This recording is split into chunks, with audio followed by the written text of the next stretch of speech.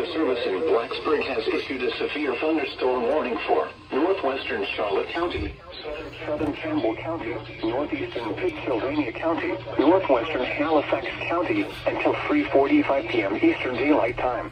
At 2:41 p.m. Eastern Daylight Time, a severe thunderstorm was located near Gretna, moving east at 30 miles per hour. Hazard, 60 miles per hour wind gusts and quarter-size hail. Source, radar indicated. Impact, hail damage to vehicles is expected. Expect wind damage to roofs, siding, and trees. Locations impacted include Hurt, Gretna, Brookmeal, Phoenix, Red House, Mount Airy, and Natalie.